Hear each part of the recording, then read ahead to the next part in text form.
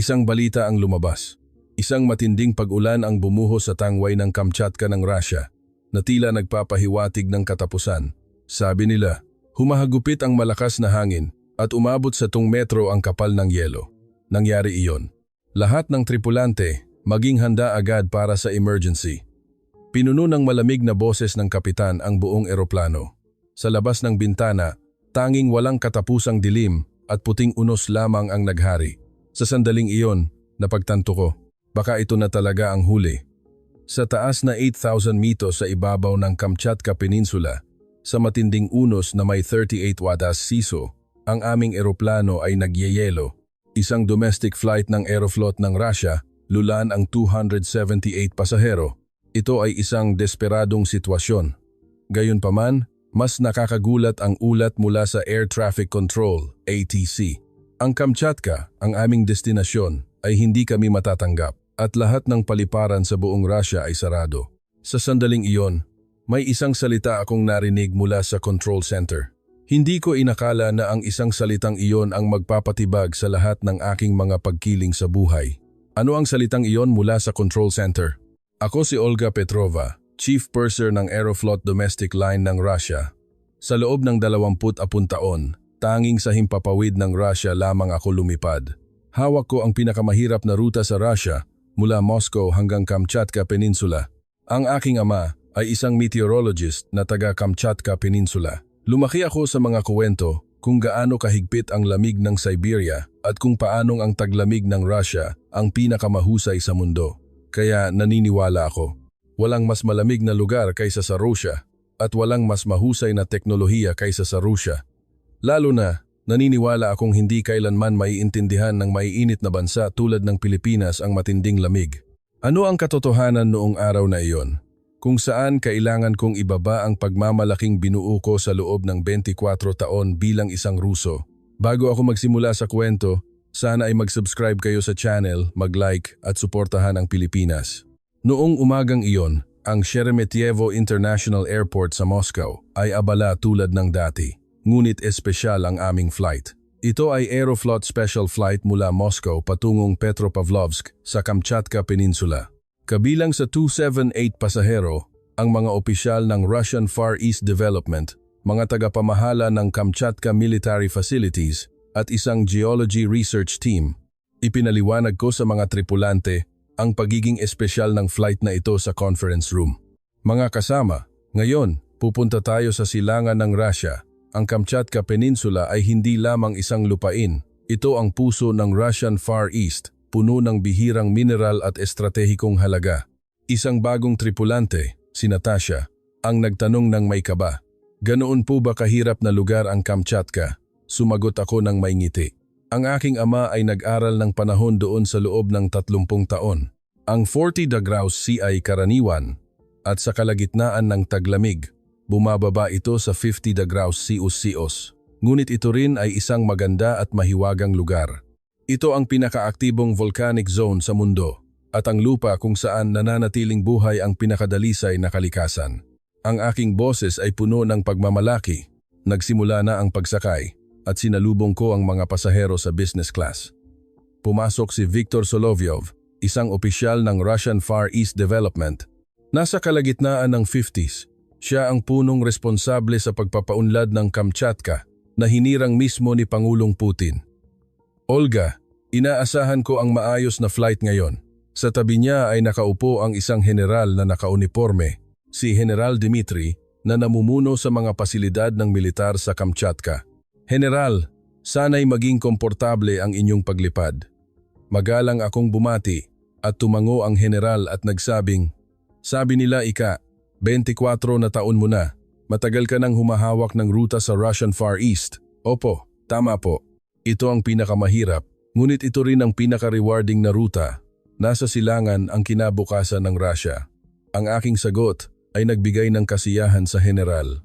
Sa economy class, ang mga geologist ay nag-uusap ng mainit tungkol sa mga mineral sa Kamchatka. Natural lang na gustuhin ito ng Amerika. Ang deposito ng rhenium at rhodium ay napakalaki, ngunit hindi natin ito ibibigay. Ang Kamchatka ay sa Russia. Habang pinapakinggan ko ang kanilang usapan, na puno ng damdamin ang aking dibdib. Nakumpleto na ang paghahanda sa paglipad at umalingaw-ngaw ang anunsyo ng kapitan. Sa lahat ng pasahero, ang oras ng paglipad mula Moscow patungong Petropavlovsk sa Kamchatka ay humigit kumulang 8 oras. Ang temperatura doon ay dalyung 18°C at inaasahan ang maaraw na panahon. Mag-enjoy sa inyong komportableng paglipad. Nagsimulang tumakbo ang eroplano sa runway at kaagad na lumipad sa himpapawid. Unti-unting lumiit ang tanawin ng taglamig sa Moscow at kami ay umakyat sa ibabaw ng mga ulap. Nagsimula na ang serbisyo sa loob ng eroplano. Nag-ikot ako sa business class at sinagot ang mga kahilingan ng mga pasahero. Tinawag ako ni Solovyov. Olga, narinig kong taga-Kamchatka ka. Totoo ba? Taga-Kamchatka po ang aking ama. Isa siyang meteorologist at inialay niya ang kanyang buhay sa pag-aaral ng panahon doon. Kaya marami po akong narinig na kwento tungkol sa Kamchatka noong bata pa ako. Ganoon ba? Kung gayon, alam mo kung gaano kahigpit ang taglamig sa Kamchatka. Opo, siyempre. Ngunit ang kahigpitan na iyon ang siyang nagpoprotekta sa Kamchatka. Dahil ito ay isang lupain na hindi basta-basta mapapalapitan. Tumango si Solovyov sa aking sinabi. Tama ka. Kaya tayong mga Ruso ang makakapagprotekta doon. Ito ang pinakamahusay na kuta na ginawa ng kalikasan. Habang nag-uusap kami, tiningnan ko ang labas ng bintana. Nakita ko ang walang hanggang kapatagan ang yelo ang Siberia. Sa ilalim niyon ay naroon ang Lake Baikal at kung mas pupunta sa silangan ay ang Kamchatka. Pagkaraan ng 4 na oras ng paglipad, tumahimik ang loob ng eroplano. Karamihan sa mga pasahero ay natutulog at naghahanda ako para sa susunod na serbisyo sa kusina. Lumapit si Natasha at nagtanong ng mahina. Chief, hindi ka ba humahawak ng international routes? Domestic lang sa loob ng 20 taon? Oo, gusto ko lang lumipad sa himpapawid ng Russia dahil gusto kong ipakita kung gaano kalawak at magkakaiba ang ating bansa. Lalo na, espesyal para sa akin ang ruta sa Far East dahil naroon ang kinabukasan ng Russia. Kung gayon, hindi mo masyadong alam ang mga paliparan sa ibang bansa? Ganoon nga. May kailangan pa ba akong malaman? Ang ating mga paliparan ay world class, lalo na ang mga paliparan sa Siberia at Far East na may naipong kaalaman sa pagtugon sa matinding klima. Sinabi ko ng may kumpiyansa. Hanggang sa sandaling iyon, talagang naniniwala ako. Nagtanong si Natasha ng may pagtataka. Paano naman po ang mga paliparan sa Asia, tulad ng Pilipinas o Korea? Nag-isip ako ng kaunti at sumagot. Siguro, okay naman, ngunit wala silang karanasan sa pagtugon sa matinding klima. Ang mga bansang tulad ng Pilipinas ay may mainit na klima, hindi ba? May taglamig, pero wala iyon kumpara sa lamig ng Russia. Ang aking mga salita ay puno ng paniniwala, hindi iyon simpleng hula. Ito ay isang paghuhusga batay sa 24 taong karanasan sa paglipad sa Russian Far East. Ito ay ang paniniwala na ang Russia na nakatiis sa 50°C ng Siberia ang pinakamahusay sa mundo. Ngunit malapit ko nang matuklasan kung gaano kalaki ang pagkakamali ng paniniwalang iyon. Sa 6 na oras ng paglipad, kami ay lumilipad sa Yakutsk. Malapit na kaming dumating sa Kamchatka, mga 2 oras pa. Naghanda ako para sa huling serbisyo at nagsimulang gisingin ang mga pasahero. Nangyari iyon, may tawag mula sa cockpit. Olga, pumunta ka agad sa cockpit. Iba ang boses. Tila kinakabahan. Dali-dali kong kumatok sa pinto ng cockpit at pumasok. Si Kapitan Andrei Borisov ay isang veterano na may 30 taong karanasan, ngunit ang mukha niya ay puno ng pag-aalala. Ano po ang nangyayari? May biglaang pagbabago sa panahon sa Kamchatka. May matinding pag-ulan at pagbuhos ng yelo. Tiningnan ko ang monitor at nakita ang satellite image ng panahon sa Kamchatka. Isang malaking ulap ng yelo ang tumatakip sa buong peninsula. Kung ganyan, mahirap na po ang paglapag, hindi ba? Okay pa. Pero kailangan nating bantayan ang sitwasyon. Nakikipag-ugnayan kami sa Kamchatka ATC. Tumango ako at bumalik sa cabin. Hindi pa ito ang oras para ipaalam sa mga pasahero. Ngunit unti-unti akong kinabahan. Lumipas ang 30 minuto at muling may tawag mula sa cockpit. Ngayon, mas apurahan ang boses. Olga, kailangan natin ng emergency meeting. Dali, pumunta ka rito. Naramdaman kong malakas ang kabog ng dibdib ko habang muli akong pumunta sa cockpit. Pagbukas ko ng pinto, Agad kong nakita ang kinakabahang mukha ni Igor, ang co-pilot. Lumala ang sitwasyon, sabi ng kapitan. Kagaya lang, nagdesisyon ang Petropavlovsk Airport sa Kamchatka na magsara, lumampas na sa inaasahan ang pagbuhos ng yelo. Imposibleng linisin ang runway. Biglang naging blanko ang isip ko. Kung gayon, saan po tayo pupunta? Naghahanap kami ng alternatibo. Pinag-aaralan namin ang pinakamalapit na paliparan sa Russia. Huminga ako ng malalim. Naniniwala akong malulutas ito kung paliparan ng Russia dahil tayo ay Russia. Ngunit iyon ang pinakamalaking pagkakamali ko sa buhay. Sa monitor ng cockpit, ipinapakita ang real-time na impormasyon sa panahon. Palaki ng palaki ang ulap ng yelo na tumatakip sa buong Kamchatka Peninsula. Paano po ang Vladivostok? Tanong ko. Umiling si Kapitan Andrei. May babala ng matinding yelo sa Vladivostok at wala silang kagamitan para sa pag-ayos ng hidroliko doon. Hidroliko? Oo, kinumpirma ko lang. May mga abnormal na senyales sa sistema ng hidroliko ng eroplanong ito. Mukhang dahil sa lamig.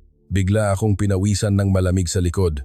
Ang sistema ng hidroliko ay ang pangunahing aparato na nagpapagalaw sa mga control surface ng eroplano. Kung magkaproblema ito, magiging napakadelikado ang paglapag. Gaano po ito kaseryoso? Gumagana pa, pero hindi matatag. Maaaring kailanganin ng manu-manong kontrol sa paglapag. Kung ganoon, kailangan natin ng paliparan na may espesyal na kagamitan. Pinag-aaralan ni Igor, ang co-pilot, ang listahan ng mga paliparan sa silangang bahagi ng Russia. Paano ang Khabarovsk? Nagmamadali akong nagtanong. May matinding yelo rin sa Khabarovsk. Hindi sapat ang emergency landing facilities. Napakaikli ng runway ng Magadan. Imposible sa ganitong uri ng eroplano. Yuzhno-Sakhalinsk, wala ring kagamitan para sa pag-ayos ng hidroliko. Habang pinapakinggan ko ang sagot ng co-pilot, unti-unti akong nawawalan ng pag-asa. Sa sandaling iyon, may boses akong narinig mula sa radyo ng kapitan, Aeroflot 1472. Ito ang International Air Traffic Control Center. Kinumpirma namin ang lahat ng sitwasyon ng paliparan sa silangang bahagi ng Russia.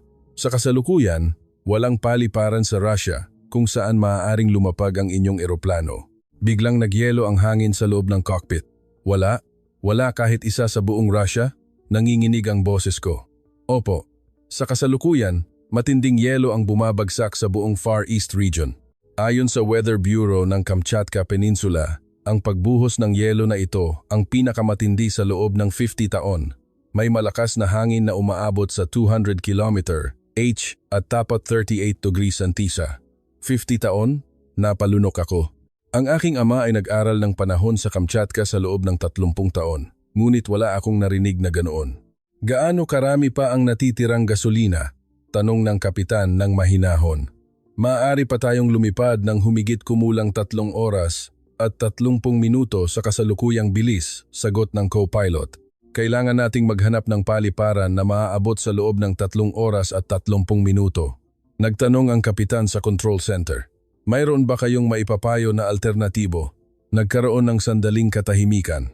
At pagkatapos, narinig ang hindi inaasahang sagot mula sa control center. Inirerekomenda namin ang Ninoy Aquino International Airport, NAIA sa Maynila, Pilipinas. Ang Pilipinas? Tanong ng kapitan. Opo, ang Ninoy Aquino International Airport sa Maynila, Pilipinas. Sa kasalukuyan, ito ay 2 oras at 40 minutong layo. Kaya walang problema sa gasolina. Sandali akong nagduda sa narinig ko. Ang Pilipinas? Ang boses ng tao sa control center ay kalmado. Opo. Ang Ninoy Aquino International Airport ay isa sa mga nangungunang paliparan sa mundo na nakatanggap ng sertipikasyon para sa emergency landing sa matinding panahon mula sa mga internasyonal na organisasyon. Kaya nitong sabay na tugunan ang eroplanong may sira sa hidroliko at ang matinding pag-ulan at malakas na hangin. Tiningnan ko ang kapitan. Mukha rin siyang naguguluhan, ngunit agad siyang kumalma. Wala bang ibang pagpipilian? Beijing sa China o Incheon sa Korea? Ang Beijing ay sarado ang ilang bahagi ng runway dahil sa matinding pag-ulan ng yelo. Ang Incheon Airport sa Korea ay may kagamitan para sa pag-ayos ng hidroliko, ngunit mapanganib ang emergency landing sa gabi sa kasalukuyang sitwasyon ng panahon. Ang Sapporo ay hindi rin kaya ang sukat ng pagbuhos ng yelo na ito. Tiningnan ako ng co-pilot. Olga, ano sa tingin mo? Nag-alinlangan ako. Ang isang domestic flight ng Russia ay pupunta sa ibang bansa, sa Pilipinas, hindi ako makapaniwala. Bukod pa rito, ang Pilipinas ay ang lugar na palagi kong iniisip na may mainit na klima. Totoo po ba ang sinasabi ng control center? Na kayang tugunan ng Pilipinas ang matinding pagbuhos ng yelo? Ang boses ko ay puno ng pagdududa. Opo, ang NAIA ay may sistema na perpektong gumagana kahit sa matinding sitwasyon ng bagyo at malakas na hangin na binuo mula sa teknolohiyang pinatibay sa mga lugar na madalas daanan ng bagyo sa Pilipinas. Lalo na, ito ay isa sa 3 paliparan sa mundo na may espesyal na kagamitan sa paggabay para sa eroplanong may sira sa hidroliko at ang NAIA lamang ang tanging lugar na magagamit sa matinding sitwasyon ng panahon. Nag-aalala ang kapitan. Paano natin ipapaliwanag sa mga pasahero? Kasama natin ang mga opisyal ng gobyerno ng Russia. Bumuntong hininga ako. Sa sandaling iyon, itinuro ng co-pilot ang monitor. Kapitan, lalo pang bumababa ang bilang ng sistema ng hidroliko. Kailangan nating magdesisyon ng mabilis. Si Kapitan Andrei, isang veterano na may 30 taong karanasan, ay nagdesisyon ng mabilis. Control Center, babaguhin namin ang ruta patungong Ninoy Aquino International Airport. Aprobado. Makikipag-ugnayan kami sa Manila ATC. Ligtas na. Paglipad. Ibinaba ng kapitan ang radyo at tumingin sa akin. Olga, kailangan mong ipaalam sa mga pasahero. Tumango ako. Ngunit nanginginig ang mga kamay ko. Ang isang domestic flight ng Russia ay pupunta sa Pilipinas. Lumabas ako sa cabin at huminga ng malalim. Karamihan sa mga pasahero ay natutulog at ang ilan ay nagbabasa ng libro o nanonood ng pelikula. Wala pa silang alam. Kinuha ko ang microphone para sa anunsyo sa loob ng eroplano. Nanginginig ang mga kamay ko, ngunit sinikap kong panatilihing kalmado ang boses ko. Sa lahat ng pasahero, mayroon po kaming mahalagang anunsyo. Sa kasalukuyan, may matinding pagbuhos ng yelo sa Kamchatka Peninsula, ang ating destinasyon, at pansamantalang isinara ang Petropavlovsk Airport. Nagsimulang mag-ingay ang loob ng eroplano. Isa-isa. Nagising ang mga pasahero. Para sa ligtas na paglapag, babaguhin namin ang destinasyon patungong Ninoy Aquino International Airport sa Maynila, Pilipinas. Biglang nagulo ang loob ng eroplano. Ang Pilipinas? Bakit sa Pilipinas? Wala bang paliparan sa Russia? Nagbuhos ang mga reklamo ng mga pasahero. Tumayo si Solovyov at tinawag ako. Olga, ano ang ibig sabihin nito? Bakit kailangang pumunta sa ibang bansa ang isang domestic flight ng Russia? Magalang akong nagpaliwanag. Sir, sa kasalukuyan, sarado ang lahat ng paliparan sa buong Russian Far East dahil sa matinding pagbuhos ng yelo. Sinunod namin ang rekomendasyon ng International Control Center para sa pinakaligtas na pagpipilian. Tumayo rin si General Dmitry. Paano ang Khabarovsk o Vladivostok? Imposible po ang lahat ng paglapag. Bukod pa rito, may abnormalidad sa sistema ng hidroliko ng eroplanong ito. Kailangan namin ng paliparan na may espesyal na kagamitan sa pag-ayos. May isang pasahero sa economy class na sumigaw, "Ano ang alam ng Pilipinas? Hindi nila maiintindihan ang taglamig ng Russia." Sumang-ayon ang iba pang pasahero. Oo, hindi ba't hindi gaanong umuulan ng yelo sa Pilipinas? Paano nila hahawakan ang pagbuhos ng yelo ng Kamchatka? Sumang-ayon ako sa kanilang mga salita. Sa totoo lang, iyon din ang iniisip ko. Ngunit bilang isang tripulante, kailangan kong manatiling kalmado. Mga Ginoo at ginang, magtiwala po tayo sa paghuhusga ng International Control Center. Ang Ninoy Aquino International Airport ay isang lugar na kinikilala ang kakayahan sa pagtugon sa matinding panahon. Ngumisi ang isang matandang lalaki. Kinikilala? Sino? Ang Russia ay nakatagal sa lamig na ito sa loob ng libu-libong taon. Hindi tayo matuturuan ng bansang tulad ng Pilipinas. Hindi ako nakapagsalita. Sa totoo lang, sumang-ayon ako sa sinabi ng matanda. Lumapit sa akin si Natasha at bumulong. Chief, kinakabahan po ang mga pasahero. Tumango ako at muling nagpatuloy sa anunsyo. Mga pasahero, gagawin ng kapitan at ng mga tripulante ang lahat para protektahan ang inyong kaligtasan. Malapit na pong sumindi ang fasten seat belt sign, kaya bumalik na po sa inyong mga upuan. Ngunit hindi humupa ang pag-aalala ng mga pasahero. Naririnig ang mga reklamo sa iba't ibang sulok ng eroplano. Bumalik ako sa kusina at nagpalitan ng tingin sa iba pang tripulante. Kitang-kita ang kaba sa mukha ng lahat. Chief, okay po ba talaga tayo? Tanong ng bagong tripulante, si Ekaterina, nang nanginginig ang boses. Magiging okay tayo. Nagbigay ako ng sagot na hindi ko sigurado. Sa totoo lang, kinakabahan din ako. Kaya ba talaga ng Pilipinas na hawakan ang ganitong sitwasyon? Isang bagay na hindi kayang gawin ng Russia. Nagbago ng direksyon ang eroplano at nagsimulang lumipad patimog sa labas ng bintana. Patuloy pa rin ang paghagupit ng puting unos. Umupo ako sa tabi ng bintana at tumingin sa labas. Sa ilalim niyon ay naroon ang Kamchatka, ang lupain na inaral ng aking ama sa buong buhay niya. Ang pagbuhos ng yelo na ito, ang pinakamatindi sa loob ng 50 taon, ay isang matinding panahon na hindi niya pa naranasan. Sa sandaling iyon, bigla kong napagtanto, gaano kaliit ang tao sa harap ng kalikasan. Ang pagmamalaki at teknolohiya ng Russia ay walang silbi sa harap ng pagbuhos ng yelo na ito, ngunit naniniwala pa rin ako. Ang Russia, ang pinakamahusay, at imposible na mailigtas kami ng bansang may mainit na klima tulad ng Pilipinas. Hindi ko inakala na ang mapagmataas na pag-iisip na iyon ay madudurog sa lalong madaling panahon. Habang nagbabago ng direksyon ng eroplano patimog, nagsimula ang bagong ulat sa cockpit, Aeroflot 1472. Ito ang Manila International Airport, NAIA, ATC. Ang boses na narinig mula sa radyo ay isang perpektong Ruso na nakakagulat. Sandali akong nagduda sa narinig ko. Isang boses Ruso mula sa Pilipinas ATC. Nagulat din ang kapitan, ngunit agad siyang kumalma at sumagot. Manila ATC. Ito ang Aeroflot 1472. Humihingi kami ng emergency landing dahil sa abnormalidad sa sistema ng hidroliko at matinding panahon. Naiintindihan. Kinumpirma ang kalagayan ng eroplano at impormasyon ng pasahero. Boeing 777, 278 pasahero. Hindi matatag ang hidroliko. Eksakto. Mahusay. Maghahanda kami ng perpekto. Sa kasalukuyan, ang panahon sa itaas ng Maynila ay 15 degrees. May malakas na pag-ulan at pagbugso ng hangin, ngunit ang runway ay ganap na nakahanda. Ang boses ng tao sa control center ay puno ng kumpiyansa. Nakatayo ako sa likod ng cockpit at nakikinig sa ulat at unti-unti akong namangha. Sisismulan namin ang espesyal na pamamaraan ng paggabay para sa eroplanong may sira sa hidroliko. Ang inaasahang oras ng paglapag ay 2 oras at 20 minuto mula ngayon. Ipapadala namin ang real-time na datos ng panahon. Agad na lumabas sa monitor ng cockpit ang detalyadong impormasyon sa panahon.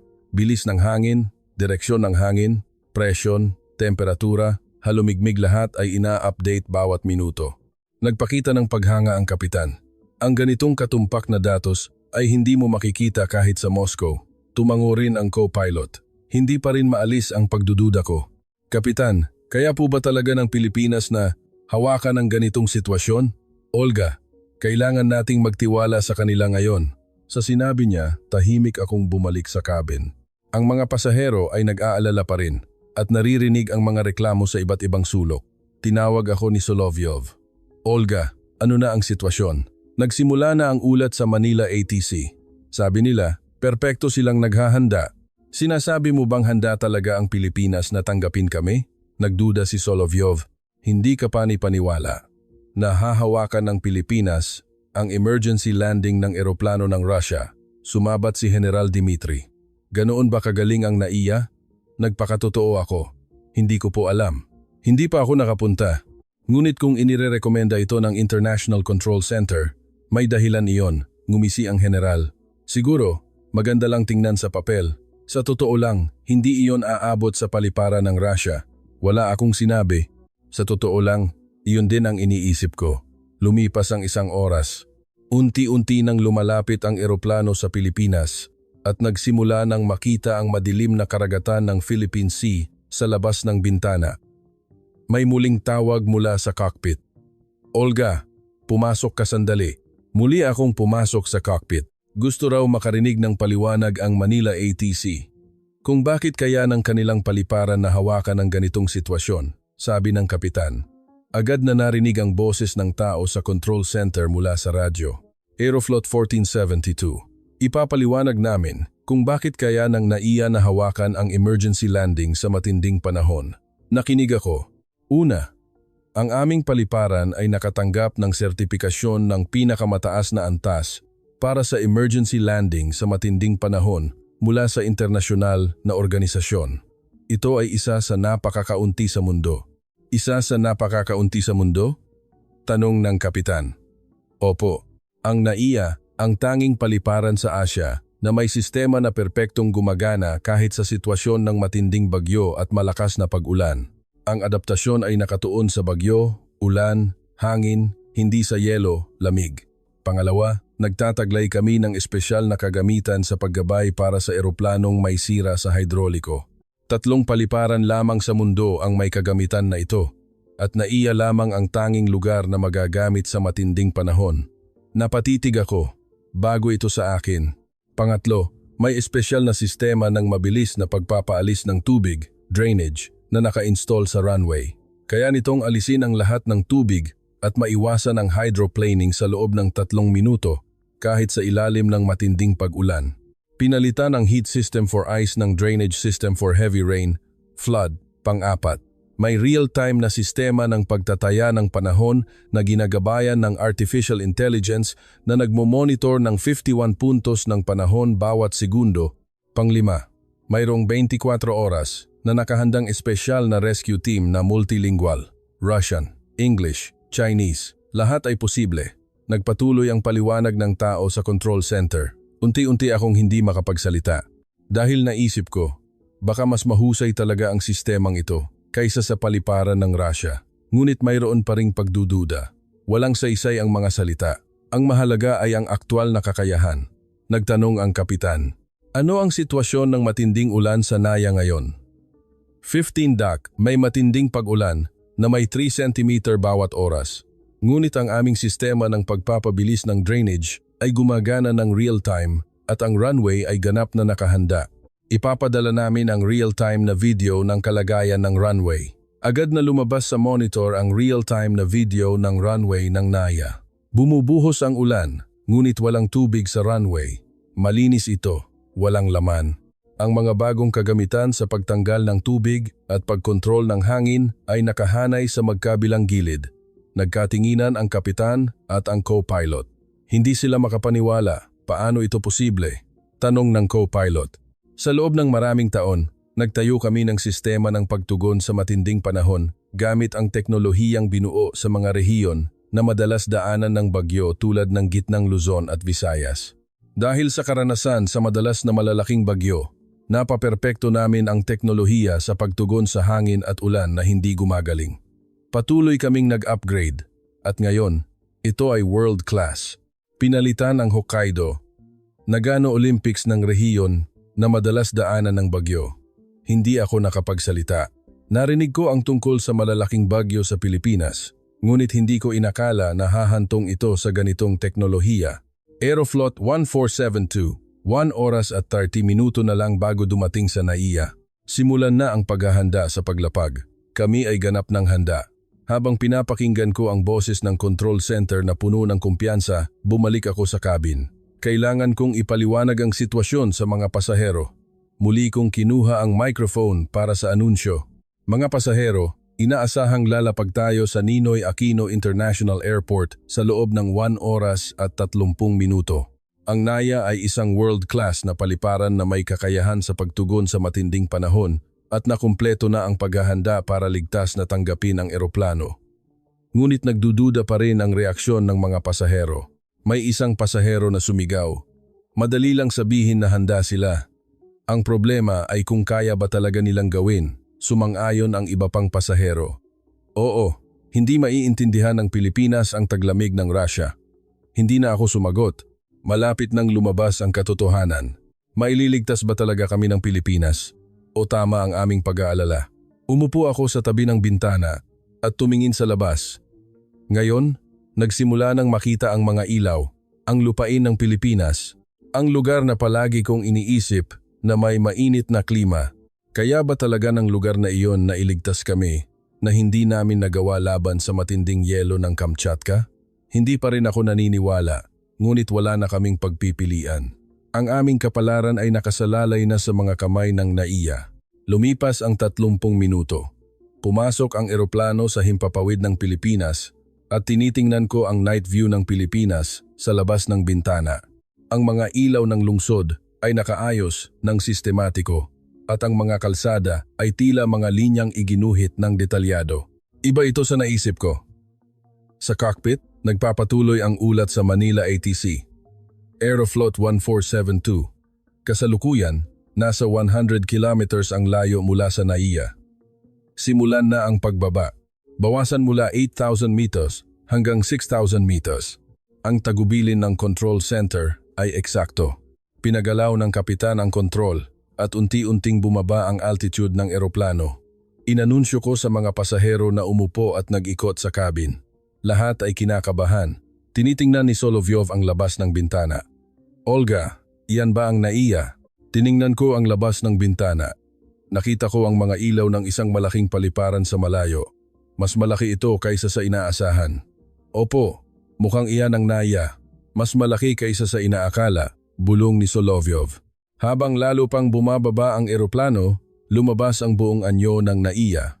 Nakita ko ang malaking terminal building at ang perpektong nakahanay na runway. Ang pinaka nakakagulat ay, sa kabila ng matinding pag-ulan, ang lahat ng pasilidad ay maliwanag na kumikinang. Aeroflot 1472, baba sa 4,000. Kumpirmahin ang kalagayan ng sistema ng hidroliko. Sumagot ang kapitan sa tagubilin ng control center. Hindi pa rin matatag ang sistema ng hidroliko.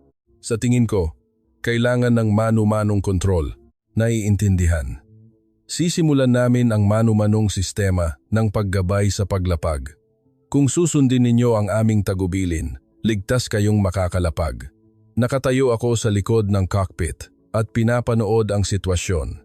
Patuloy na ipinapakita sa monitor ang real-time na video ng NAIA. Dose-dosenang emergency vehicles ang perpektong nakahanay sa paligid ng runway.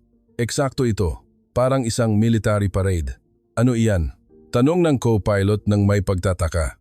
Emergency rescue vehicles, fire trucks, ambulances, specialized towing vehicles.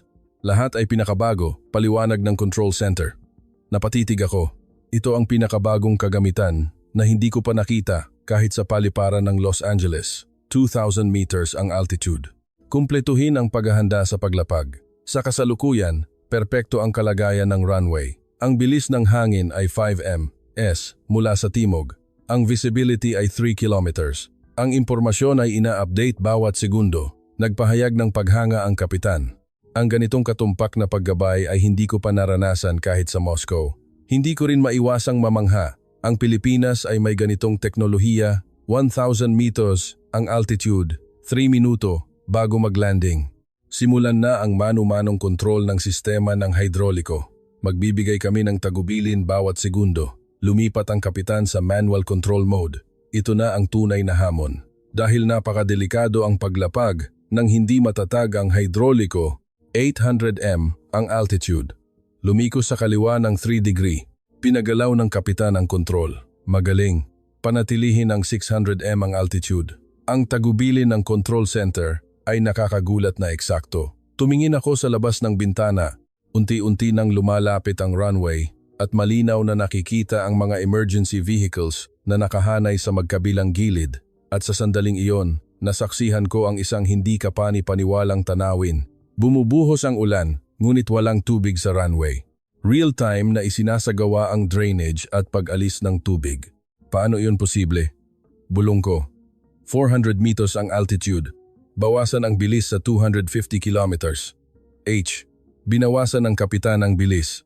Nagsimulang umuga ang eroplano, ngunit nagpatuloy ang tagubilin ng control center. 200 meters ang altitude. Perpekto. Panatilihin iyan. Nagbago ang hangin. Ituon sa kanan ng 1 degree.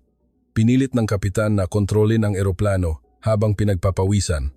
Isang veterano na may 30 taong karanasan, ngunit ito ang unang pagkakataon na naranasan niya ang ganitong katumpak na paggabay. 100 meters ang altitude. 30 segundo bago mag-landing. Perpekto ang bilis. Perpekto ang anggulo. Magpatuloy. Narinig ang kalmadong boses at sa wakas, dumampi ang mga gulong sa runway. Inasahan kong magiging malakas ang impact dahil sa hindi matatag ang hidroliko, ngunit nakakagulat na makinis, parang ordinaryong paglapag. Pinagana ng kapitan ang reverse thrust at unti-unting bumagal ang eroplano, perpektong paglapag. Maligayang pagdating. Maligayang pagdating sa Ninoy Aquino International Airport. Ang boses ng control center ay puno ng init. Nagpalakpakan sa cockpit. Hindi ka pani-paniwala. Ang makinis na paglapag sa kabila ng sira sa hidroliko. Nagpahayag ng paghanga ang co-pilot. Tumango ang kapitan at kinuha ang radyo. Manila ATC, salamat sa perpektong paggabay. Ito ang pinakamahusay na paglapag sa loob ng 30 taong paglipad ko. Kagandahan po namin. Ngayon, itutuloy ng ground handling team. Ligtas na bumaba sa eroplano. Nang ganap na huminto ang eroplano, pumalakpak ang mga pasahero sa cabin. Puno ng ginhawa ang kanilang mukha. Tiningnan ko ang labas ng bintana. Dose-dosenang sasakyan ang pumalibot sa aming eroplano sa perpektong oras. Ang kanilang paggalaw ay eksakto, parang mga robot na naprogram ng detalyado. Tinawag ako ni Solovyov. Olga, nakakagulat talaga ito. Hindi ito kayang gawin kahit sa Russia. Hindi ako nakapagsalita. Tama ang sinabi ni Solovyov. Bumulong din si General Dmitry habang tinitingnan ang labas ng bintana. Ang kagamitan na iyan, ang sistema na iyan, wala tayong ganyan. Naririnig din ang paghanga sa economy class. Ang Pilipinas ay may ganitong teknolohiya. Tumango din ang matandang pasahero na nagreklamo sa simula. Pumunta ako sa kusina at nagpalitan ng tingin sa iba pang tripulante. Puno ng pagkamangha ang mukha ng lahat. Chief, tingnan niyo sa labas. Itinuro ni Natasha ang bintana. Isang espesyal na gawang boarding bridge ang lumalapit. Isang sistema na perpektong gumagana kahit sa gitna ng matinding ulan. Umalingaw-ngaw ang anunsyo sa loob ng eroplano. Mga pasahero, ligtas tayong nakarating sa Ninoy Aquino International Airport. Maghintay po sa inyong mga upuan dahil malapit na pong magsimula ang pagbaba. Huminga ako ng malalim. Ligtas kami. Iniligtas kami ng Pilipinas na hindi kami natanggap ng Russia. Hindi ako makapaniwala sa katotohanan iyon, ngunit hindi ko ito maikakaila. Ngunit ang tunay na pagkamangha ay mangyayari pa lang. Dahil ang tunay na kakayahan na ipapakita ng NAIA ay hindi sa paglapag, kundi pagkatapos nito. Perpektong nakakabit ang boarding bridge. Tumayo ako sa harap ng pinto at naghanda para sa pagbaba ng mga pasahero. Nang bumukas ang pinto, sumalubong ang mainit na hangin. Sa kabila ng 15 degrees Celsius na matinding ulan, komportable ang loob ng boarding bridge. Ang unang pumasok ay isang empleyado ng NAIA, isang babae na mukhang nasa early 30s at bumati siya sa perpektong Ruso. Magandang araw, ako si Maria de los Santos mula sa emergency team ng NAIA. Tutulungan namin kayo sa ligtas na pagbaba ng mga pasahero. Sandali akong namangha. Ang pagbigkas ay tulad ng isang native speaker. Nagulat din ang mga pasahero. Sa likod ni Maria ay pumasok ang isang team na may 10 miyembro. Lahat ay may name tag sa Ruso at gumagalaw ng sistematiko. Ang mga senior citizen po, dito po namin kayo igagabay. May mga wheelchair po kaming nakahanda, sabi ng isang empleyado. Ang mga pamilyang may maliliit na anak, igagabay namin kayo sa family lounge, sabi ng isa pang empleyado. Pinanood ko ang kanilang paggalaw at namangha. Sa loob lamang ng 10 minuto, lahat ng pasahero ay nauri at bumaba sa eroplano. Sina Solovyov at General Dmitry ay ginabayan sa isang espesyal na silid. Sir, General, dito po namin kayo, igagabay. Naghanda kami ng VIP lounge. Nagkatinginan ang dalawa at tumango. Nagsimula na rin akong bumaba kasama ang mga tripulante. Habang naglalakad sa boarding bridge, tiningnan ko ang labas ng bintana at patuloy ang pag-ulan, ngunit perpektong gumagana ang paliparan. Walang tigil ang paggalaw ng mga sasakyan sa pag-alis ng tubig at ang lahat ng pasilidad ay maliwanag na kumikinang. Pagpasok ko sa terminal, hindi ako nakapagsalita. Napakalaki ng sukat. Mataas na kisame, malawak na espasyo, at ang pinakabagong pasilidad ay nakita ko. Mas malaki at mas moderno ito kaysa sa paliparan ng Moscow. Mga tripulante, dito po kayo. May hiwalay na resting room na inihanda para sa inyo, sabi ng isang empleyado na gumabay sa amin. Habang naglalakad sa pasilyo, tumingin ako sa paligid. May mga exhibit na nagpapakita ng kultura ng Pilipinas sa dingding at may mga pinakabagong digital signages sa iba't ibang sulok. Nakarating kami sa resting room. Pagbukas ng pinto, nakita ko ang isang nakakagulat na tanawin. Malawak at komportableng espasyo na may massage chair, shower room, sleeping room, at may mga personal locker pa. May name tag na nakasulat ang aming pangalan sa bawat locker. Paano nyo ito naihanda ng napakabilis? Nagulat na tanong ni Natasha. Mula nang lumapit ang inyong eroplano, natanggap namin ang lahat ng impormasyon at naghanda. Alam namin ang inyong mga pangalan at ang inyong mga pangangailangan, paliwanag ng empleyado. Binuksan ko ang aking locker. Malinis na tuwalya at toiletries. At may tsaa pa na Russian brand. Hindi ba ito tsaa ng Russia? Opo. Inihanda namin ito para makapagpahinga kayo ng komportable. Ngumiti ang empleyado. Biglang uminit ang aking dibdib. Ang ganitong simpleng pag-aasikaso ay hindi ko pa natanggap kahit sa Russia. Sa monitor na ito, maaari ninyong kumpirmahin ang real-time na sitwasyon ng maintenance. Itinuro ng empleyado ang malaking display. Sa screen, nakastream ang real-time na proseso ng maintenance ng aming eroplano. Nakasulat ang Hydraulic System Inspection in Progress. Eksakto rin ang inaasahang oras, 5 oras at 30 minuto. Tiningnan ko ang bilang at nagtaka. Sa Moscow, aabutin ito ng hindi bababa sa 3 araw. Nagpapatakbo kami ng sistema na real-time na konektado sa Boeing headquarters. Ang mga pinakamahusay na maintenance expert sa mundo ay nagbibigay ng remote assistance, lalo pa akong namangha sa paliwanag ng empleyado. Kung hindi pa po kayo kumain, ipapakita ko po ang menu. Nag-abot ang empleyado ng isang tablet. Sa screen, ipinakita ang iba't ibang menu, kasama ang mga pagkaing Ruso. May borscht, pelmeni, blini. May mga pagkaing Ruso rin? Opo. Palagi kaming naghahanda ng iba't ibang pagkain mula sa iba't ibang bansa para sa emergency situations. Hindi ako nakapagsalita. Ang ganitong antas ng paghahanda. Sa sandaling iyon, itinuro ni Ekaterina ang labas ng bintana. Chief, tingnan niyo iyon. Lumapit ako sa bintana. Sa labas, pinalibutan ng espesyal na maintenance vehicles ang aming eroplano. Isinasagawa ang maintenance work kahit sa gitna ng matinding ulan. May naka-install na sealed work tent at sa loob niyon, nagtatrabaho ang mga mekaniko. Paano po sila nagme-maintain sa gitna ng matinding ulan? Mayroon kaming mobile sealed hangar kaya naming panatilihin ang optimal na temperatura sa loob habang nagtatrabaho, paliwanag ng empleyado. Natural akong tumango. Hindi ito simpleng paliparan. Ito ay isang kalipunan ng pinakabagong teknolohiya. Sa sandaling iyon, bumukas ang pinto ng resting room at pumasok si Kapitan Andrei. Olga, nakipagkita ako sa maintenance team. Kumusta po? Hindi ka panipaniwala. Ang kagamitan na ginagamit nila ay pinakabago. Nawala kahit sa Moscow. Ipinaliwanag sa akin mismo ng maintenance team leader at kaya nilang ayusin ng perpekto ang sistema ng hidroliko. Ang boses ng kapitan ay puno ng paghanga. Talaga po bang 5 oras at 30 minuto?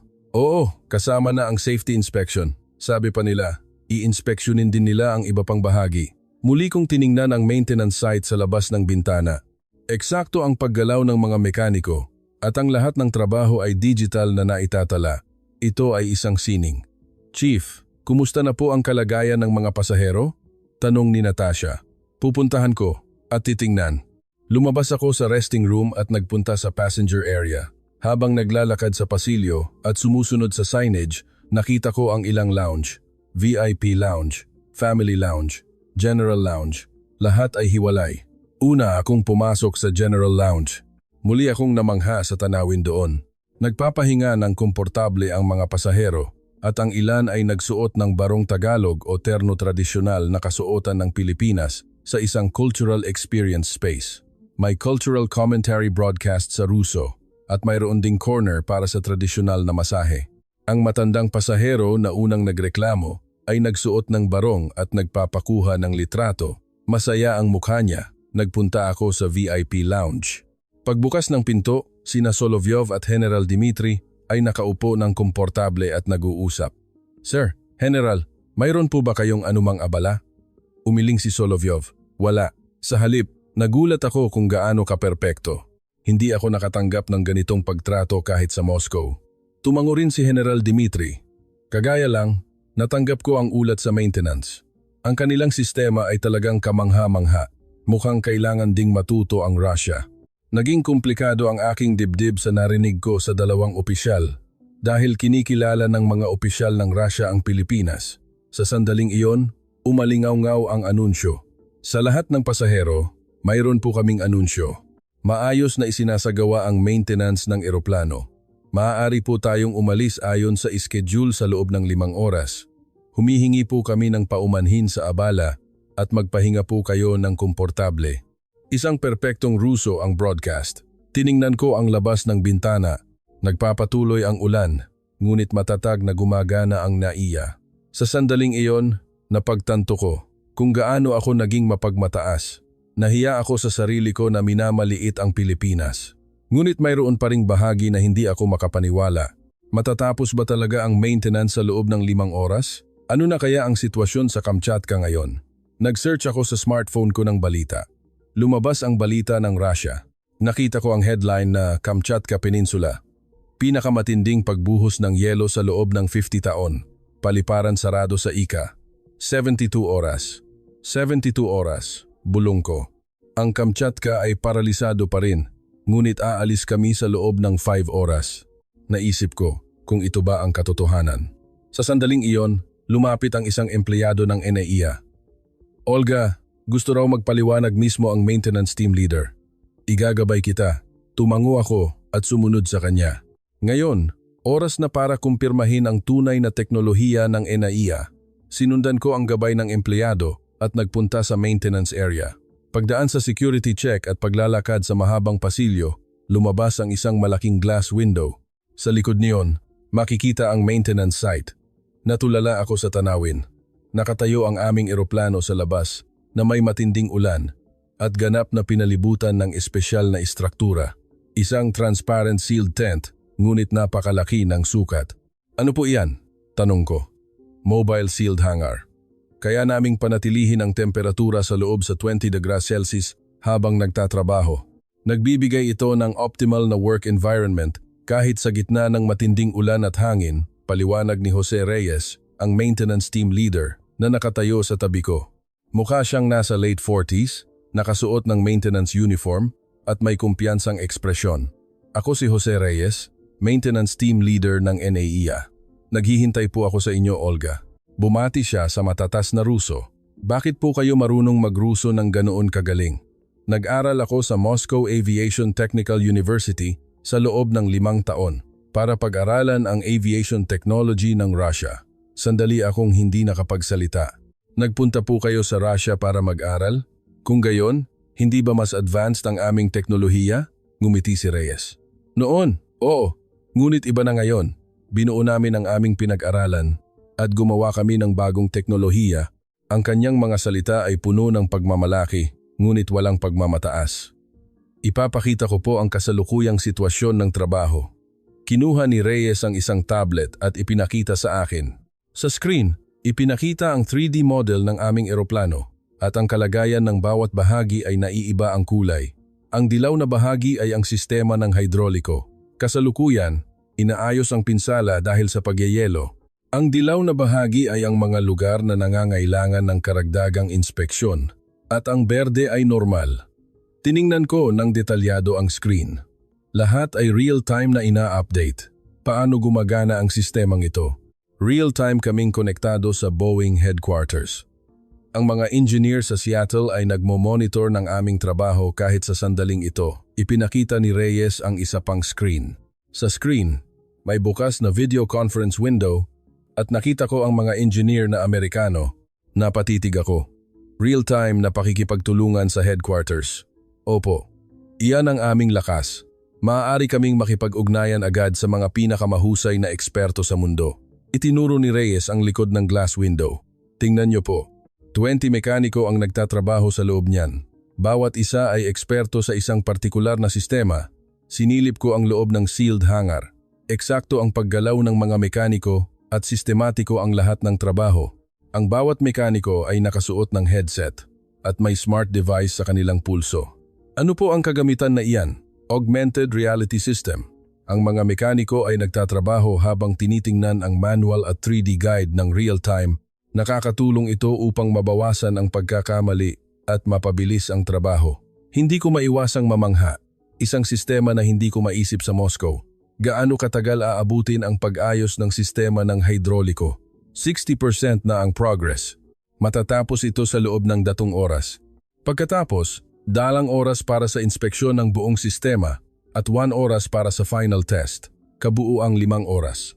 Eksakto ang paliwanag ni Reyes, ngunit nagdududa pa rin ako. Sa Moscow, aabuti ng 3 araw. Kaya ba talaga sa loob ng 5 oras? Kaya po, iba ang kagamitan at sistema na ginagamit namin. Itinuro ni Reyes ang isa pang monitor. Iyan ang aming sikretong armas. Nakita ko ang isang malaking makina sa screen, AI-based fault diagnosis system. Sinusuri nito ang lahat ng sensor data ng eroplano ng real-time at hinahanap ang problema. Ginagawa nito ang trabaho na ginagawa ng tao sa loob ng 24 oras sa loob ng 10 minuto. Hindi ako nakapagsalita. Sa sandaling iyon, lumapit ang isang mekaniko at nagulat kay Reyes. Team leader, kumpleto na ang pagpapalit ng hydraulico line. Sisimulan na ang pressure test. Sige, ituloy. Tumango si Reyes. Nagsimulang lumabas ang bagong data sa monitor. Real-time na tumataas ang bilang ng hydraulico pressure. Naabot na ang normal range. Kumpleto na ang pag-ayos ng sistema ng hydraulico, ulat ng mekaniko. Tiningnan ko ang orasan. 3 oras, pagkatapos magsimula ang trabaho. Mas mabilis kaysa sa inaasahan. Mas maganda ang kondisyon ng aming team ngayon, ngumiti si Reyes. Ngunit alam kong pagpapakumbaba lang iyon. Ang sistema ay napaka-perpekto kaya napabilis ang trabaho. I-inspeksyonin na namin ang iba pang bahagi, nagpatuloy ang paliwanag ni Reyes. Ang kalagayan ng engine, flaps ng pakpak, landing gear lahat ay kukumpirmahin. Dahil sa emergency landing, kailangan naming hanapin ang anumang posibleng pinsala. Hindi ba't wala iyon sa orihinal na plano? Opo. Ngunit palagi naming ginagawa iyan. Dahil ang kaligtasan ng pasahero ang aming prioridad. Uminit ang aking dibdib sa sinabi ni Reyes. Hindi ito simpleng maintenance. Ito ay isang banal na trabaho na humahawak sa buhay. Patuloy akong nanood sa maintenance site sa likod ng glass window. Tinitingnan ng mga mekaniko ang bawat sulok ng eroplano. Hindi nila pinalampas ang maliliit na bahagi. Sa sandaling iyon, lumapit sa tabi ko si Kapitan Andre. Olga, nakakagulat na tanawin, hindi ba? Opo, talagang. Buti na lang at napunta tayo rito. Tumango ako sa sinabi ng kapitan. Sa simula, nagduda ako sa Pilipinas, ngunit ngayon, nagpapasalamat ako. Lumapit si Reyes. Kapitan, may bahagi po ba kayong gustong kumpirmahin mismo? Oo, gusto kong makita mismo ang sistema ng hydraulico. Siyempre, igagabay ko po kayo. Pumasok kami sa loob ng sealed hangar. Pagdaan sa espesyal na pinto, naramdaman namin ang mainit na hangin. Talagang peto-peto blasen silaw. Sa labas, may peto-peto blasen silaw na matinding ulan, ngunit sa loob, perpekto ang work environment. Tiningnan ng detalyado ng kapitan ang sistema ng hydraulico. Ipinaliwanag ng detalyado ng mekaniko at nagpakita ng kasiyahan ang kapitan, perpekto, naayos na parang bago. Sa loob ng 30 taon ng paglipad ko, ngayon lang ako nakakita ng ganitong maintenance. Yumukod ng mapagpakumbaba ang mga mekaniko sa papuri ng kapitan. Lumabas kami sa hangar at bumalik sa observation room. Ipinapakita sa monitor ang progress. 85%. Matatapos ang lahat ng trabaho sa loob ng 1 oras, sabi ni Reyes. Muli kong kinumpirma ang balita ng Russia sa smartphone ko. Sarado pa rin ang Kamchatka. Sabi sa artikulo, kailangan pa ng hindi bababa sa 48 oras para maibalik ang paliparan. Kung gayon, kabuuang 120 oras. Tiningnan ko si Reyes. Team leader, maaari po ba akong magtanong ng tapat? Siyempre po. Hindi ba't hindi naman talaga madalas ang matinding panahon sa Pilipinas? Bakit po kayo naghanda ng ganitong sistema ng pagtugon sa matinding panahon? Nag-isip ng kaunti si Reyes at sumagot. Magandang tanong po iyan. Sa totoo lang, hindi kami palaging nakakaranas ng matinding lamig tulad ng Russia o Northern Europe. Ngunit iyon ang naging lakas namin. Anong ibig sabihin po niyan?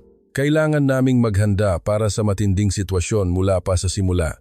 Dahil hindi ito pang araw-araw, kaya mas naghanda kami ng detalyado.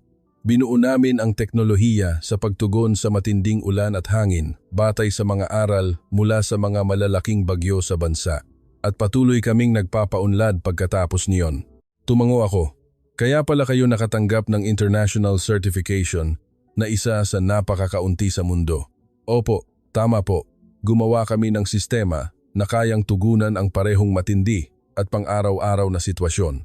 Habang pinapakinggan ko ang paliwanag ni Reyes, napagtanto ko. Dahil hindi pang araw-araw ang matinding lamig sa Russia, sa halip, mas nagawa ng Pilipinas ang mas perpektong sistema. Ang Russia ay naging kampante dahil sanay sa lamig, ngunit ang Pilipinas ay naghanda ng detalyado. Sa sandaling iyon, may notification na lumabas sa monitor. Kumpleto na ang inspeksyon ng buong sistema, simulan na ang final test. Ito na ang huling yugto. Magpapatuloy tayo sa engine run-up test, sabi ni Reyes. Agad na narinig ang tunog ng makina mula sa loob ng sealed hangar. Ipinakita sa monitor ang iba't ibang bilang. Engine 1 normal, Engine 2 normal, Hydraulic system normal, Electrical system normal. Sunod-sunod na lumabas ang mga salita. Normal ang lahat ng sistema. Kumpleto na ang paghahanda sa pag-alis ng eroplano. Nagbigay ng huling ulat ang mekaniko. Tiningnan ko ang orasan. Eksaktong 5 oras. Eksaktong tumama ang hula ni Reyes. Inabot ng kapitan ang kamay ni Reyes. Team leader, maraming salamat talaga. Sa loob ng 30 taon ng paglipad ko, ngayon lang ako nakakita ng ganitong perpektong maintenance. Hindi po, ginawa lang po namin ang dapat naming gawin. Ligtas na flight, mapagpakumbabang sumagot si Reyes. Mahigpit kong hinawakan ang kamay niya. Kayo ang nagligtas sa aming buhay. Hinding-hindi namin ito makakalimutan. Olga, may isa lang po akong gustong sabihin. Seryosong sabi ni Reyes. Opo, sabihin po ninyo, hindi po kami tumitingin sa nasyonalidad. Russia man o Amerika, China man o Pilipinas, lahat ng eroplano na dumarating sa amin ay pantay-pantay naming pinapahalagahan dahil may lulan itong buhay. Uminit ang aking mga mata sa kanyang mga salita. Ito ang tunay na profesionalismo. Bumalik kami sa passenger area. Umalingaw-ngaw ang anunsyo na kumpleto na ang paghahanda sa pag-alis. Sa mukha ng mga pasahero, may halo ng ginhawa at iba pang damdamin respeto para sa teknolohiya ng Pilipinas. Lumapit sa akin si Solovyov. Olga, babalik ako sa Moscow at susulat ako ng report. Kailangan ding matuto ang Russia sa sistema ng NAIA. Tumango si General Dmitry. Kailangan din ng military airport ng ganitong sistema. Ako mismo ang magsusulong niyan. Napaisip ako habang pinapakinggan ang kanilang mga salita. Ang mga opisyal ng Russia ay kinikilala ang Pilipinas. Nagsimula na ang pagsakay. Isa-isang lumakad ang mga pasahero sa boarding bridge. Bumabati sa mga empleyado ng ENAIA. Naririnig ang mga salitang, "Salamat sa iba't ibang sulok." Naglakad din ako sa boarding bridge at tiningnan ang NAIA sa huling pagkakataon. Patuloy pa rin ang ulan, ngunit matatag na kumikinang ang paliparan.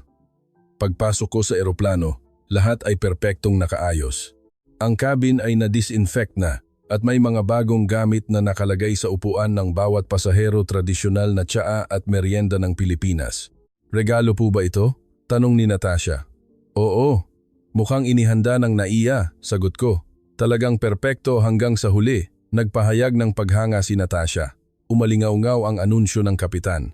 Mga pasahero, dahil sa perpektong tulong ng Ninoy Aquino International Airport, ligtas tayong aalis patungong Moscow. Malapit na tayong lumipad. Nagsimulang umandar ang eroplano. Tiningnan ko ang labas ng bintana. Ang runway ay malinis pa rin, walang tubig. Real-time na nagtatrabaho ang mga sasakyan sa pag-alis ng tubig. At sa malayo, kumakaway ang mga empleyado ng NAIA hanggang sa hindi na kami makita. Pinunasan ko ang luha ko. Hindi ito simpleng serbisyo. Ito ay pag-aasikasong may puso. Lumipad ang eroplano. Unti-unting lumiit ang NAIA at nawala sa mga ulap. Ngunit naramdaman kong mananatili ito sa aking puso magpakailanman. Ang teknolohiya at init na ipinakita ng Pilipinas. Napagtanto ko kung gaano ako naging kahiyahiya sa aking mga pagkiling. At nangako ako, hinding-hindi ko na muling babaliwalain ang anumang bansa. Maayos na lumilipad ang eroplano patungong Moscow. Perpektong gumagana ang sistema ng hidroliko at normal ang lahat ng bilang sa dashboard. Nag-ikot ako sa cabin at kinumpirma ang kalagayan ng mga pasahero. Puno ng kapayapaan ang mukha ng lahat, ngunit may mas mahalagang pagbabago. Nagbago ang tingin ng mga pasahero. Sa economy class, may isang pasahero na tumawag sa akin. Ang matandang lalaki na unang nagreklamo. Chief, sandali lang. Opo, may maitutulong po ba ako? Gusto kong humingi ng paumanhin. Nahihiya ako na tinawanan ko ang Pilipinas sa simula. Ang kanyang boses ay puno ng sinseridad. Ako rin po. Lahat tayo ay nakulong sa pagkiling.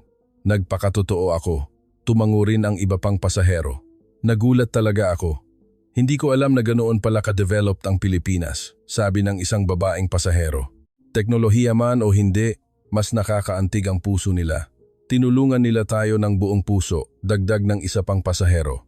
Nagpunta ako sa business class. Sina Solovyov at General Dmitry ay seryosong nag-uusap. Olga, mag-usap tayo sandali. Tinawag ako ni Solovyov. Opo, sabihin po ninyo, babalik ako sa Moscow at direkta akong magre-report kay Pangulo. Kailangan nating i-adopt ang sistema ng NAIA sa Russia. Nagulat ako sa sinabi ni Solovyov. Talaga po? Oo. Ito ay issue na konektado sa pambansang seguridad. Ang ating mga paliparan sa Far East ay ganap na walang silbi sa matinding yelo tulad ng nangyari ngayon. Ngunit iba ang NAIA. Sumabat si General Dmitry. Pareho rin sa military airport. Kailangan namin ng sistema na kayang tumugon sa matinding panahon. Direkta akong magre-report sa Ministry of Defense. Uminit ang aking dibdib sa seryosong ekspresyon nilang dalawa. Ito ang sandali na kinikilala nila na mas mahalaga ang kaligtasan ng mamamayan kaysa sa pagmamataas ng Russia. Ikaw, Olga, nagbago ba ang pananaw mo sa Pilipinas?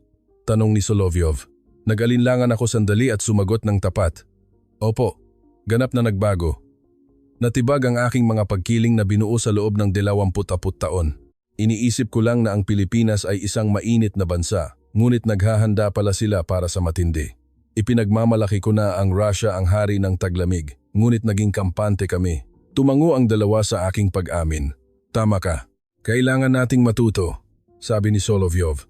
Bumalik ako sa kusina at nakipag-usap sa iba pang tripulante. Chief, nagulat din ako. Hindi ko alam na ganoon pala kagaling ang Pilipinas, sabi ni Natasha. Lahat tayo ganoon. Pero buti na lang at nalaman natin ngayon, sagot ko. Sa sandaling iyon, may tawag mula sa cockpit. Olga, pumunta ka sa cockpit. Pumasok ako sa cockpit. May sinusulat si Kapitan Andrei. Ano po ang ginagawa ninyo? Nagsusulat ng flight report. Gusto kong itala ng detalyado ang karanasan ngayon, sagot ng kapitan.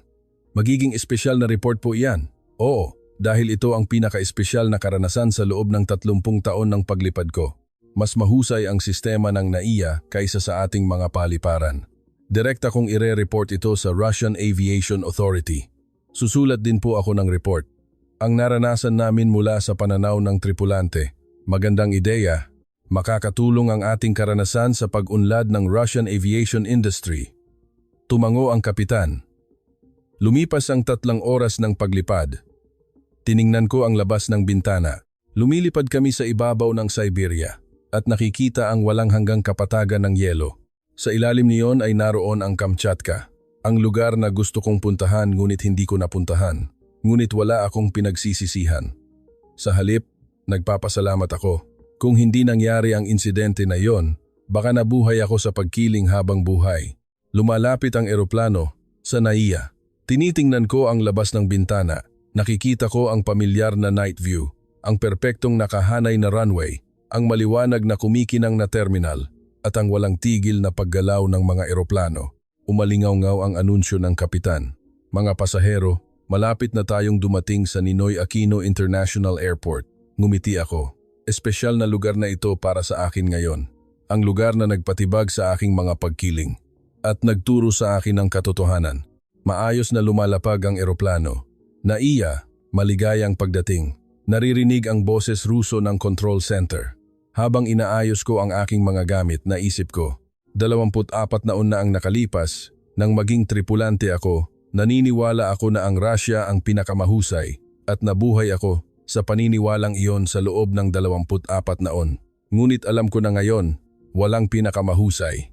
Ang patuloy na pag-aaral at pag-unlad lamang ang tunay na daan. Lumabas ako sa paliparan at tumingala sa langit. Maaliwalas ang kalangitan. Iba sa araw na may ulan. Ngunit nananatiling malinaw sa aking puso ang alaala ng araw na iyon. Ang araw na iniligtas ako ng Pilipinas bilang isang Ruso. At natutunan ko na ang tunay na hari ay hindi mapagmataas at ang tunay na teknolohiya ay ang nagliligtas ng buhay. Na ito ang pinakamahalaga. Kumusta po kayo? Ano po ang masasabi ninyo sa kuwentong ito? Tingnan natin ang reaksyon ng mga tao na nakakita ng balitang ito. Mga reaksyon ng publiko. Adaptasyon.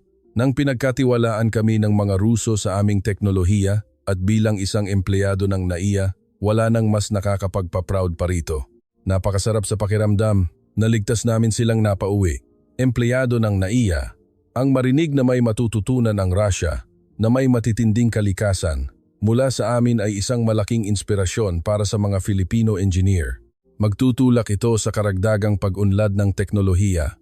Filipino engineer, naantig ako sa tapang ni Olga, na itapon ang pagkiling at kilalanin ang katotohanan. Ang pagtutulungan upang protektahan ang buhay, higit sa mga hangganan, ang siyang dapat nating itaguyod sa hinaharap. Citizen ng Pilipinas. Dahil ang Pilipinas ay isang bansa na madalas tamaan ng bagyo, may kultura kami ng palaging paghahanda para sa pinakamasamang sitwasyon. Isang karangalan kung nakatulong ang paghahanda na iyon sa mga Ruso, Filipino meteorologist. Ang salita ni Olga, na walang hangganan ang teknolohiya ay tumagos sa aking puso. Sana ay magpatuloy ang ugnayan na magtuturo at magpapaunlad sa isa't isa. Academic ang emergency landing. Sa gitna ng matinding pag-ulan at may sira sa hidroliko, ay siguradong nakakakaba para sa kapitan. Ngunit nagpapasalamat kami na nagtiwala siya sa paggabay ng NAIA. Ang pinakamagandang balita ay ang ligtas nilang pagbalik sa Moscow.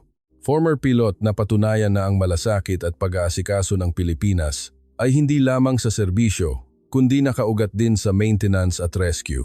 Gusto kong magtrabaho ng may pagmamalaki simula ngayon. NAI Ground Staff. Kung pagsasamahin ang karanasan ng Russia sa matinding lamig at ang teknolohiya ng Pilipinas sa matinding ulan at hangin, mas mapapabuti ang kaligtasan ng aviation sa mundo. Naniniwala akong ang kooperasyon na ito ang magiging malaking unang hakbang. Aviation Consultant. Naantig ako sa saloobin ng staff na tumugon sa Ruso sa mga kinakabahang pasahero sa isang banyagang lupain. Hindi lang teknolohiya, kundi ang pusong tumulong ang tunay na profesional, netizen. Kung nakatulong po ang video, ibahagi po sa inyong mga kaibigan, mas marami po tayong mabibigyan ng magandang impormasyon.